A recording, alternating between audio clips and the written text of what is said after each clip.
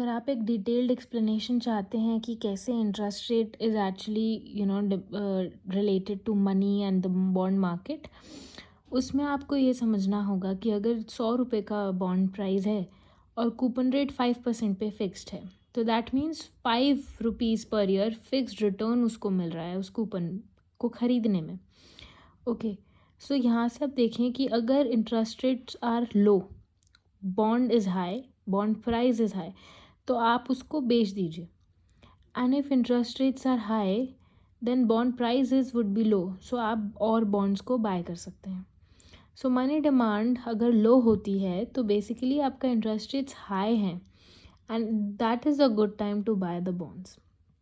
सो फिर अगर आप मनी मार्केट की बात करेंगे तो आपको मनी डिमांड पता चल चुका है, that is the equation KY minus HI। Okay, so यहाँ पर जो I है that is a nominal rate of interest. Okay, so here money market only determines I. So money market has only one variable, that is I. Okay, so Y is basically you're taking it from the goods market, जो IS model था उससे हमारा Y निकल के आता है। ये money market में एक कांस्टेंट होता है and I is the variable. अब अगर हम इसमें इस डायग्राम में देखेंगे तो हम इंटरैक्शंस निकाल रहे हैं मनी सप्लाई की एंड मनी डिमांड की। यहाँ पर money supply and money demand है ऑन वाई एक्सिस और on X axis, and Y axis पर हमारे पास है इंटरेस्ट रेट। सो बेसिकली जो इन दोनों का इंटरसेक्शन होगा that will be the point of equilibrium. तो जो मनी डिमांड है उसकी इक्वेशन है KY minus HI and money supply is M bar by P, the real money supply. Okay, real rate of interest की भी बात हम कर सकते हैं यहाँ पर कि real rate of return is equals to the nominal return minus the inflation और द एक्सपेक्टेड इन्फ्लेशन। सो अगर आप इक्विलिब्रियम निकालेंगे तो money supply and money demand को इक्वल पुट किया जाता है। So KY minus HI equals to M bar by P।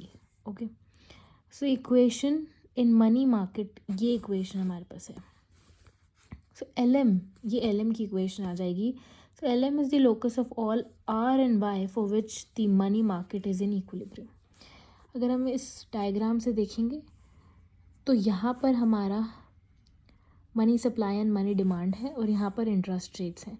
तो अगर हम देखेंगे तो हमें पता है मनी सप्लाई जो है, real money supply is fixed by the RBI।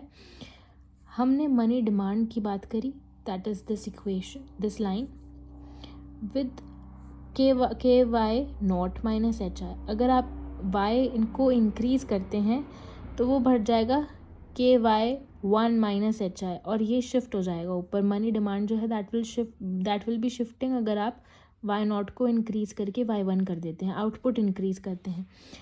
तो आपके पास दो इक्विलिब्रियम्स आ जाएंगे, एक इक्विलिब्रियम ये है और एक ये है। अगर आप इन्हें एक्सटेंड करेंगे इस वाले डायग्राम में जहाँ पर एक्स एक्सिस पर आपका आउटपुट है एंड वाई एक्सिस पर आपका रेट ऑफ इंटरेस्ट है,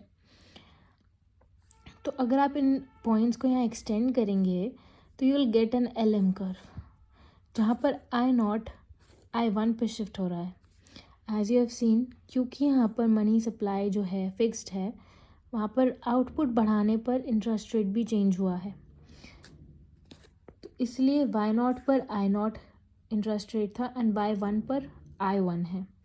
सो ये आपका LM कर्व की डेरिवेशन है।